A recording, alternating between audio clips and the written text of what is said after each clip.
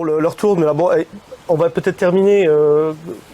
Quelle riposte on peut mettre en place contre le marxisme occidental aujourd'hui, maintenant on a parlé un peu de cette internationalisation, de choses qui se mettent en place. Et voilà, pour la lutte des classes dans le monde intellectuel et pas uniquement intellectuel, aussi pratique, parce que de toute façon, la guerre théorique, c'est aussi une guerre pratique. Il faut un travail collectif. Donc, je suis très content de pouvoir publier ces 3 ouvrages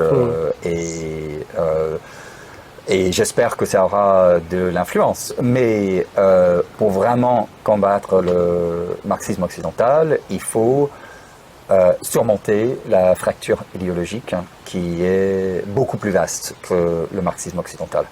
Il faut vraiment une réorientation idéologique et ça demande un travail énormissime.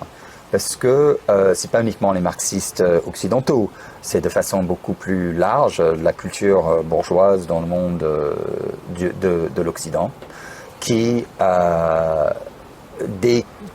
discrédité le communisme et le socialisme réellement existants et qui malheureusement a mis dans la tête des gens l'idée que le socialisme égale les goulags, catastrophes, espèce d'enfer pas possible, et on voit pas le lien très direct entre le socialisme et la libération humaine. Et d'ailleurs, la libération universelle, parce que c'est pas uniquement humaine, c'est toute la libération de la planète, quoi.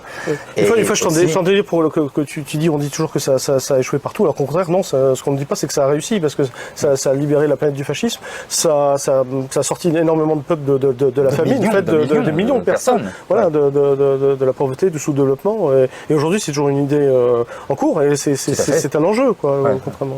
Et c'est un projet en cours, parce que et c'est un projet tout à fait nécessaire et urgent, parce que dans le monde dans lequel on vit, on est face à l'exterminisme, comme dit très bien Georges Gassot.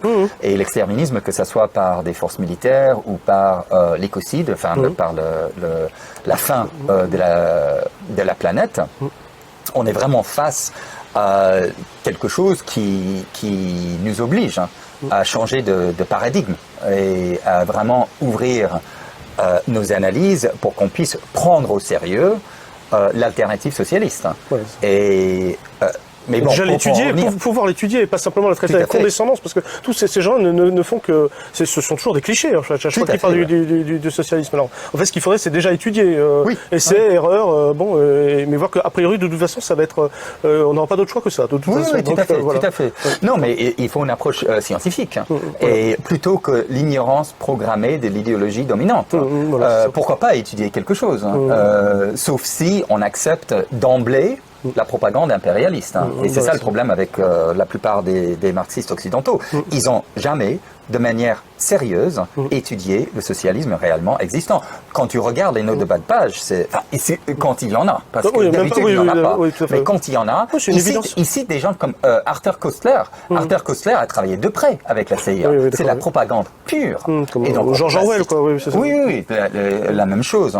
Et donc voilà, il y a toute une réorientation idéologique qui est à faire. Pour ça, il faut un travail collectif.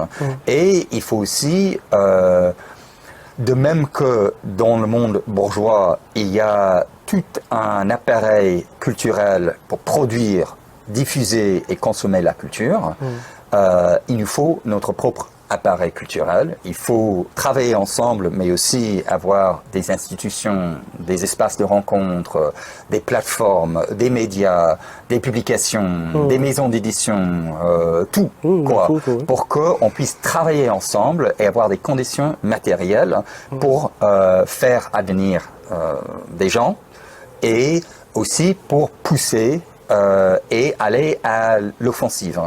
Et je pourrais conclure en disant qu'à mon avis, il y a 2 problèmes principaux. Il y a un problème théorique et un problème organisationnel. Je sais pas, ça marche pas très... c'est pas très bon en français, mais bon.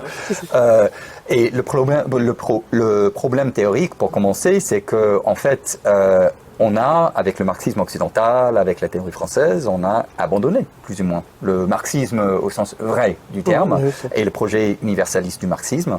Il faut pas seulement en revenir comme s'il y avait une espèce de dogme répéter, mais il faut étudier cette tradition pour la faire avancer. Et il faut énormément d'innovation, mais l'innovation collective est orientée vers le monde pratique. C'est pas la même chose que d'innover en créant de nouveaux concepts afin de les vendre sur le marché. Mais il y a aussi un problème d'organisation, parce que il y a finalement dans le monde aujourd'hui, le peuple souffre énormément.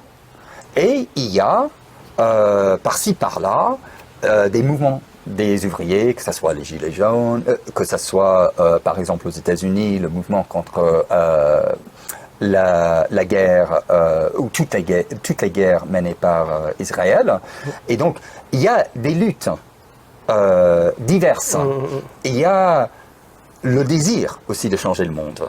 Mais pour pouvoir fédérer entre tous ces mouvements, tous ces désirs aussi, et regrouper ces mouvements dans une forme collective, il faut donner de la structure et il faut organiser ça pour qu'on puisse lutter, pas seulement pour résister, mais pour pouvoir gagner. Et là, on a énormément de travail à faire. Et c'est tellement urgent parce qu'on est face, sinon, à la fin du monde, littéralement. Et donc, les enjeux sont extrêmement important.